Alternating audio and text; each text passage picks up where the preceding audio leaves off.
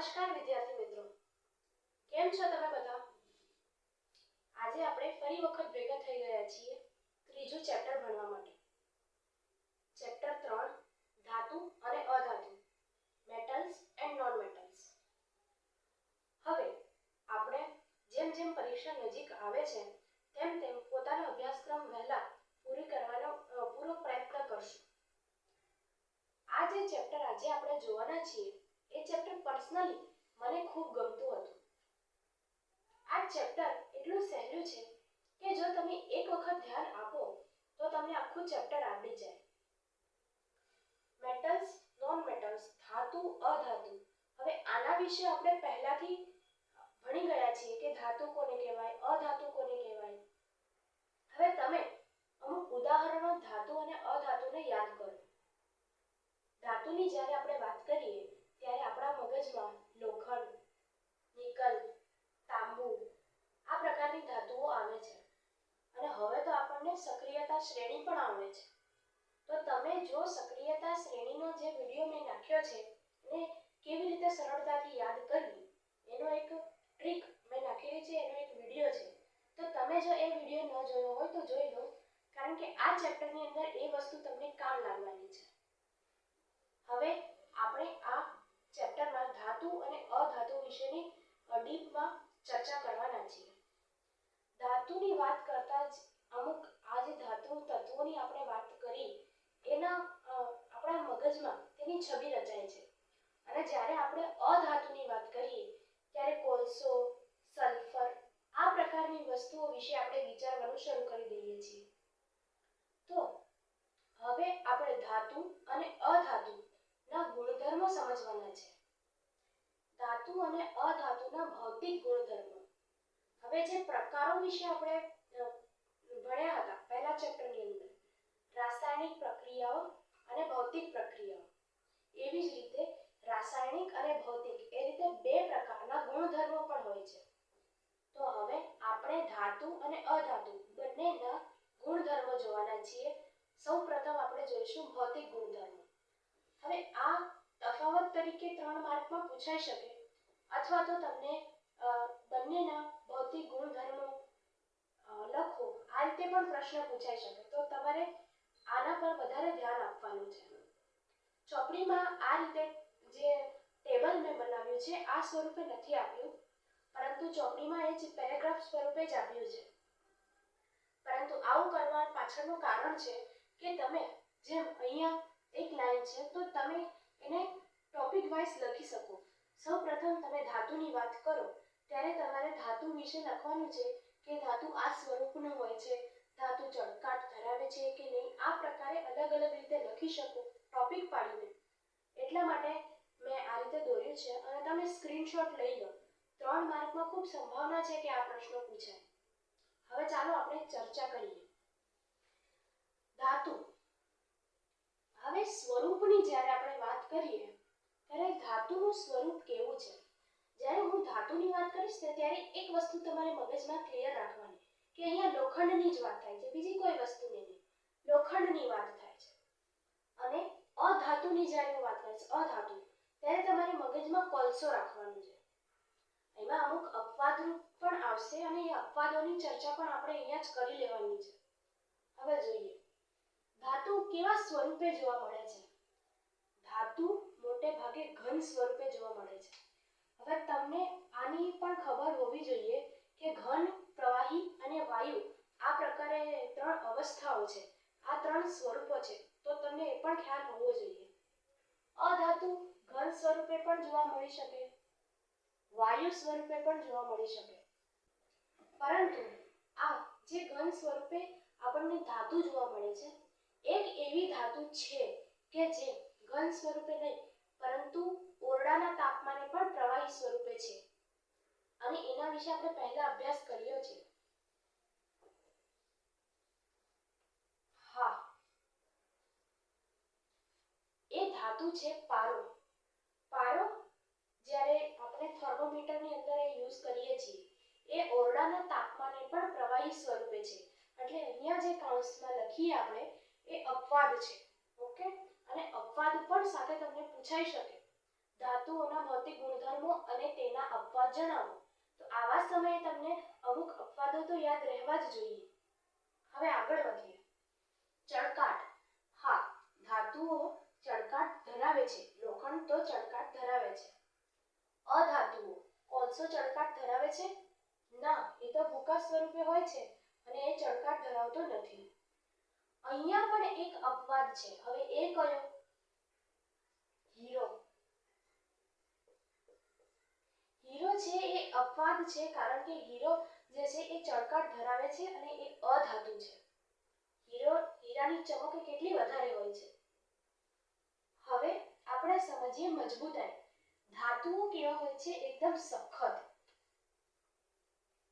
ધાતુઓ ખૂબ જ સખત હોય છે, પરંતુ એવી ઘણી બધી સક્રિય ધાતુ છે. હવે સક્રિયતા શ્રેણીને આપણે યાદ કરીએ.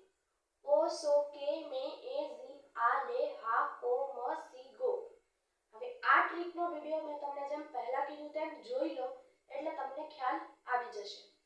હવે અહીંયા પોટેશિયમ, સોડિયમ આ બધી એવી ધાતુઓ છે કે જે બહુ જ નરમ છે, એટલે એ પણ એક અપવાદરૂપ કિસ્સો સાબિત થઈ શકે.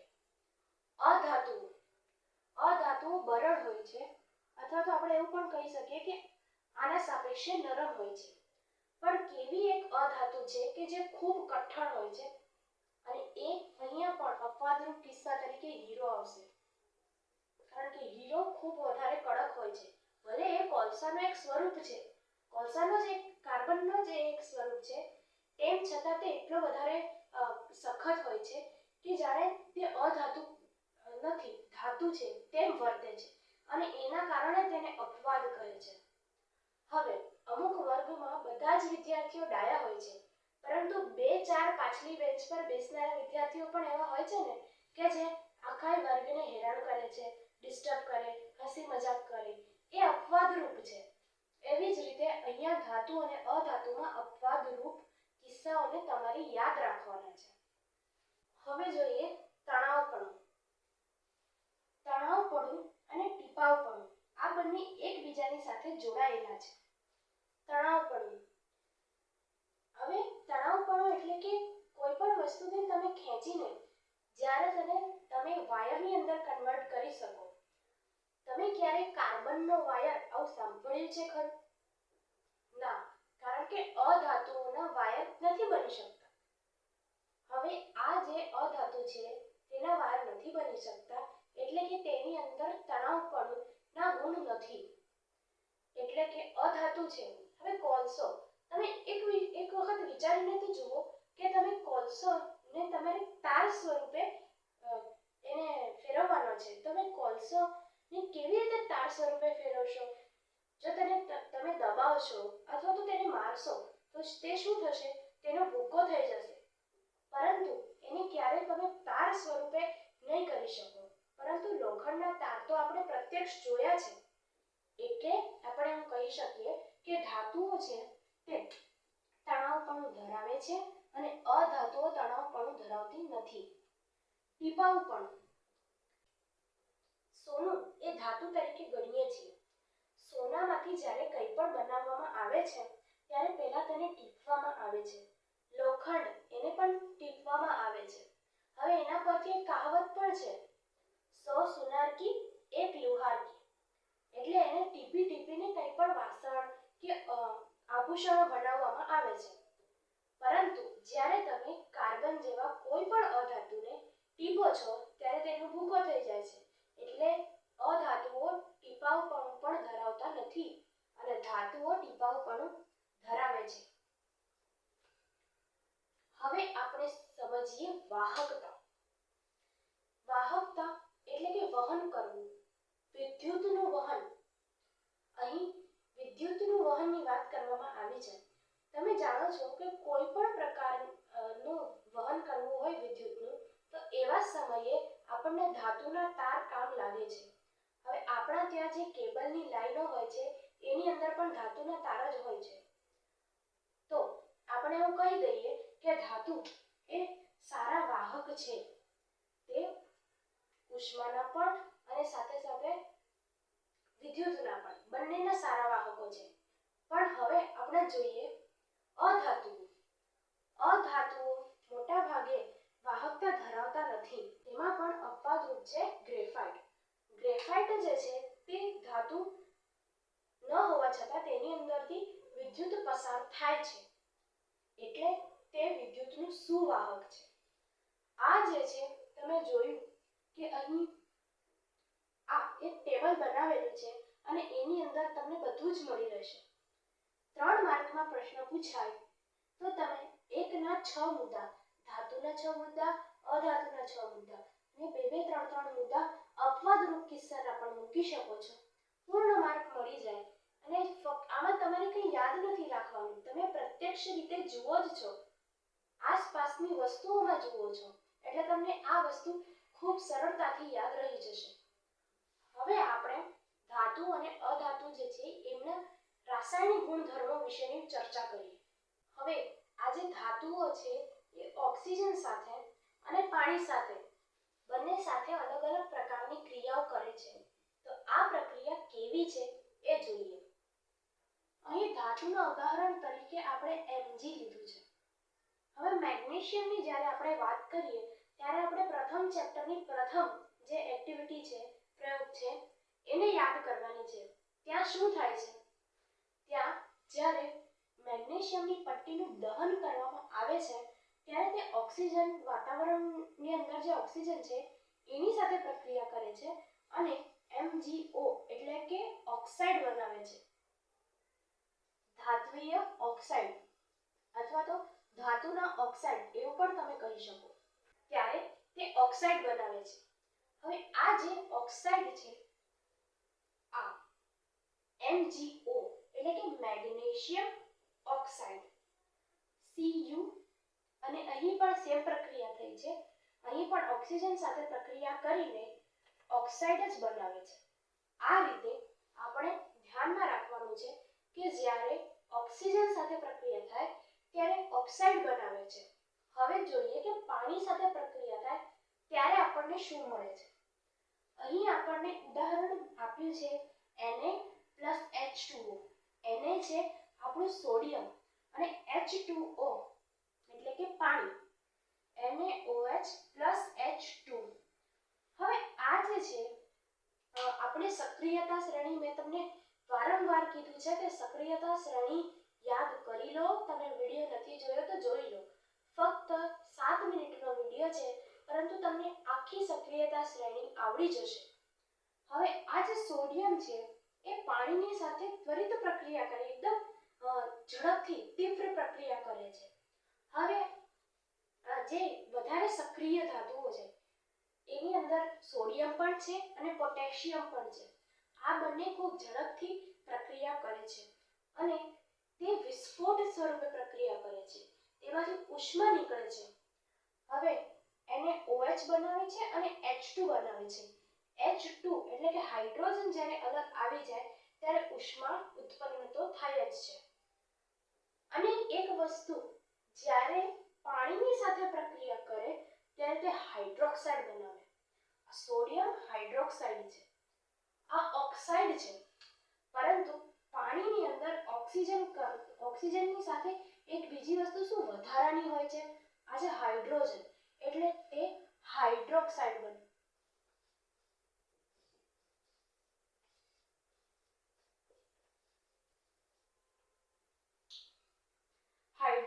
અહીં ઓક્સિજનની અલાવા હાઇડ્રોજન વધારાનું હોવાને કારણે તે હાઇડ્રોક્સાઇડ બનાવે છે. ઓક્સાઇડ જ્યારે ઓક્સિજન સાથે પ્રક્રિયા થાય અને જ્યારે પાણી સાથે પ્રક્રિયા થાય ત્યારે હાઇડ્રોક્સાઇડ બનાવે છે. હવે આ તમારે યાદ રાખવાનું છે અને તમને એ પ્રશ્ન પણ આવી શકે કે કેમ એવું છે કે પોટેશિયમ અને જે સોડિયમ છે એમને પાણીના સંપર્કમાં આવવા નથી દેતા અથવા તો સામાન્ય વાયુના સંપર્કમાં નથી આવવા દેતા. તો તમારે ત્યાં જવાબ લખવાનો છે કે ખૂબ વધારે સક્રિય ધાતુ છે તે આ રીતે જ્યારે પ્રક્રિયા કરે છે ત્યારે તમે આ સમીકરણ પણ લખી શકો છો. ત્યારે આ સમીકરણની અંદર ભારે માત્રામાં ઉષ્મા ઉત્પન્ન થાય છે અને વિસ્ફોટ થતો હોય એવી પ્રક્રિયા સર્જાય છે. તો તે હાનિકારક હોઈ શકે છે ને. એટલા જ માટે તેમને પાણીના સંપર્કમાં કે વાતાવરણના સંપર્કમાં જલ્દીથી લાવવામાં નથી આવતા. એને કેરોસીનમાં મૂકવામાં આવે છે.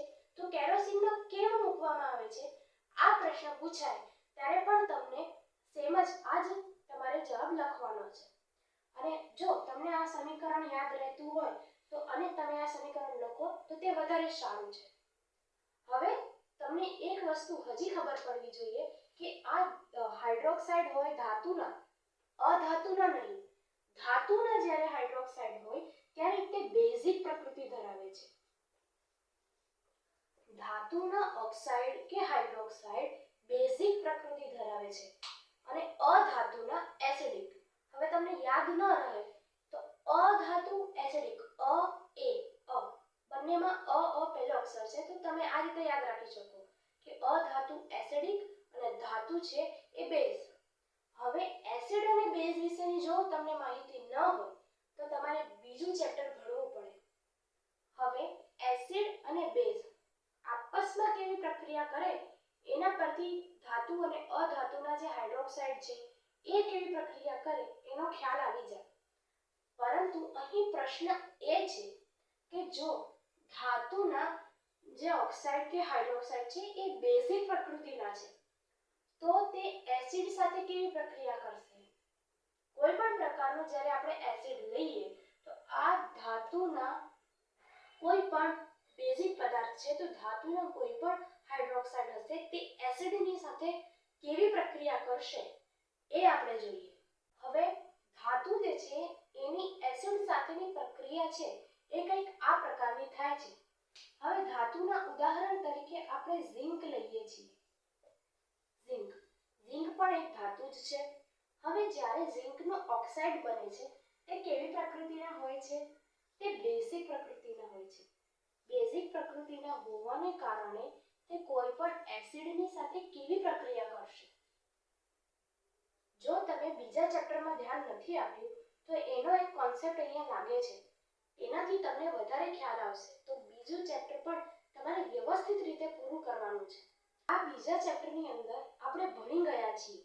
હવે તમને ખબર હોવી જોઈએ કે HCl એક એસિડ છે, આ જે ZnCl છે એ એક ક્ષાર છે, આ છે પાણી અને આ છે આપણા બેઝની ભૂમિકા ભજવે છે. હવે આ પ્રકારની પ્રક્રિયા થાય છે એટલે આપણે એવું કહી શકીએ કે કોઈ પણ ધાતુ જ્યારે એસિડની સાથે પ્રક્રિયા કરે છે ત્યારે તેમાંથી પાણી છૂટું પડે છે અને ક્ષાર બને છે.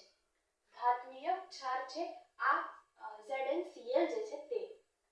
હવે આપણે એ સમજીએ કે આ જે ક્ષાર બને છે એ એકબીજાની સાથે કેવી રીતે જોડાય છે. સૌથી વધારે જો આપણા આખા સિલેબસમાં કોઈ વસ્તુ આવતી હોય તો તે છે NaCl. જ્યારે આપણે ક્ષારની વાત કરતા હોઈએ ત્યારે સોડિયમ ક્લોરાઇડને આપણે સૌ પ્રથમ યાદ કરીએ છીએ. તો સોડિયમ ક્લોરાઇડ વિશેની માહિતી મેળવીએ. હવે આ જે ક્ષાર બને છે એમની વચ્ચેના જે બંધો બંધાય છે તે કેવી રીતના બંધાય છે એના વિશેની માહિતી મેળવીએ. આને જોઈને તમને કંઈક યાદ આવે છે ખરું?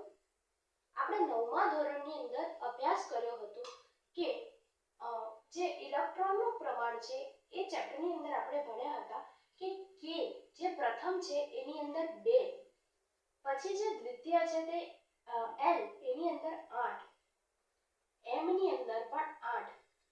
આ રીતે આપણે ઉમદા વાયુ બની શકીએ અથવા તો ઉમદા તત્વ બની શકીએ. અહીં ધાતુને ઉમદા તત્વ બનવા માટે તેમની જે તેમના 2, 8, 8 આ રીતે દરેક K, L અને M માં આટલા ઇલેક્ટ્રોન્સ હોવા જોઈએ. હવે નાઇટ્રોજનનો જે ક્રમાંક છે તે કેટલો છે? 11મો. ક્લોરીનનો જે છે તે છે 17મો. હવે જોઈએ કે એમને ઉમદા તત્વ બનવાથી તેઓ ઉમદા તત્વ કેવી રીતે બની શકે. હવે આપણે તે જોઈએ. નાઇટ્રોજનનો આપણે બનાવીએ. આ તમે જોઈ શકો છો કે અહીંયા મેં નિરૂપણ કર્યું છે. હવે તમને જો 9મા ધોરણની આ વસ્તુ યાદ ન હોય તો હું તમને યાદ કરાવવાનો પ્રયત્ન કરું. સમજી લો કે આ એક તત્વ છે હવે આ તત્વને આ રીતે રિંગ્સ આવેલા છે. આપણે સરળ ભાષામાં સમજીએ, વાસ્તવિકતામાં કોન્સેપ્ટ આવો નથી, પરંતુ સમજવા માટે આપણે એમ લઈ લઈએ કે એની આજુબાજુ આવા રિંગ્સ આવેલા છે કે જેની અંદર વ્યવસ્થાઓ છે, બેઠક વ્યવસ્થાઓ. જેમ બેઠક વ્યવસ્થાઓ હોય છે તેમાં જેટલી સીટ્સ છે, કોઈ પણ જ્યારે કાર્યક્રમ કરવાનો હોય, આગળની લાઈનમાં 10 જણ બેસી શકે એવી જગ્યા હોય અને આવીને 10 વ્યક્તિઓ બેસી જાય. હવે પાછળની લાઈનમાં પણ 10 વ્યક્તિ બેસી શકે એટલી જગ્યા હોય, પરંતુ ત્યાં ફક્ત 5 જ વ્યક્તિઓ બેસે અને 5 ખુરશીઓ ખાલી હોય, તો તે કેવું લાગે? તે જોવામાં અસભ્ય ન લાગે? તમારા વર્ગની જ વાત કરો તો ધારો કે 2 બેન્ચની લાઈન છે. છેલ્લી બેન્ચમાં વિદ્યાર્થીઓ બેસેલા છે, પહેલી બેન્ચ ખાલી છે. આ જોઈને કેવું લાગશે? આ જોઈને આપણને અયોગ્ય લાગે. એવી જ રીતે એક નિયમ છે કે ઇલેક્ટ્રોનનું જે પ્રમાણ છે તે ચોક્કસ હોવું જોઈએ. કોઈ પણ તત્વની ફરતે રિંગ બનાવવામાં આવેલી છે કે જેની અંદર ઇલેક્ટ્રોન પરિભ્રમણ કરે છે. હવે તેમની સંખ્યા નિશ્ચિત છે કે ભાઈ પહેલી વાળી જે રિંગ બનશે એની અંદર 2 જ હોવા જોઈએ, 2 થી વધારે સમાઈ શકે નહીં. બીજા નંબરની રિંગ છે એની અંદર 8 હોવા જોઈએ, એનાથી વધારે સમાઈ શકે નહીં. જો એના કરતા ઓછા હોય તો પણ આ એક સમસ્યાની વાત છે. અને ત્રીજી જે રિંગ છે, ત્રીજી રિંગની અંદર પણ 8 હોવા જોઈએ, 2 8 8. આ છે આપણા 9મા ધોરણનો કોન્સેપ્ટ. એટલે સમજી લો કે તમારી શાળાની અંદર ડાન્સનો પરફોર્મન્સ થાય છે. હવે ટીચરે નક્કી કર્યું કે આ 2 જણ અહીંયા 7 જણ ડાન્સ કરશે, અહીંયા 8 જણ ડાન્સ કરશે અને અહીંયા 8 જણ ડાન્સ કરશે. આ રીતે રિંગની રચનામાં તમારા ત્યાં ડાન્સ થાય છે. હવે અહીંયા 2 જણ આવી ગયા, અહીંયા 8 જણ આવી ગયા અને અહીંયા 7 જણ આવી ગયા. ટીચરને નક્કી કર્યા પ્રમાણે કેટલા જણ જોઈએ છે? 1 હજી જોઈએ છે, કારણ કે 7 તો પહેલાથી જ છે. તો આ 7 એ પ્રેક્ટિસ કરી છે, તો એમને કાઢી નાખવા કરતા કોઈ એકને બોલાવીને પ્રેક્ટિસ કરાવી દેવી એ વધારે સારો ઉપાય છે. અને અહીંયા 7 જણને બોલાવીને પ્રેક્ટિસ કરાવવા કરતા એક વ્યક્તિને બહાર કાઢી નાખવો એ ઉપાય છે. તો શું થશે કે આ વ્યક્તિ અહીંયા ડાન્સ કરવા આ ગ્રુપ સાથે જોડાઈ જશે. એટલે કે પરમાણુની પણ આ રીતે આપલે થાય છે. ત્યારે જ્યારે Na અને Cl જોડાય છે ત્યારે Na દ્વારા જે પોતાનું પરમાણુ છે તે આપવામાં આવે છે Cl ને, અને આ રીતે આ બંને એકબીજાની સાથે સજ્જડ રીતે જોડાઈ જાય છે. અને આને જ કહેવામાં આવે છે પરમાણ્વીય બંધો, એટલે કે આણ્વીય સંબંધો. આ છે 9મા ધોરણના કોન્સેપ્ટ પર આધારિત છે. હવે આની અંદર તમને કન્ફ્યુઝન થઈ શકે છે, એટલે તમારે આ રચનાને યાદ રાખવી ખૂબ જરૂરી છે. તો અહીં આપણો આ પ્રશ્ન પણ પૂરો થાય છે. આજના વિડીયોમાં ફક્ત આટલું જ. હવે આપણે આ ચેપ્ટરને પાર્ટ 2માં જોઈશું. ત્યાં સુધી જો તમે આ ચેનલને સબસ્ક્રાઇબ ન કરી હોય તો કરી દો અને તમારા મિત્રો સાથે પણ શેર કરી દો. હવે ખૂબ નજીક બોર્ડની પરીક્ષાઓ છે, તમારે રિવિઝન કરવું પડશે અને એના માટે આ ચેનલ તમને ખૂબ ઉપયોગી થશે. તો આ ચેનલને સપોર્ટ કરો અને લાભ મેળવો. Thank you so much.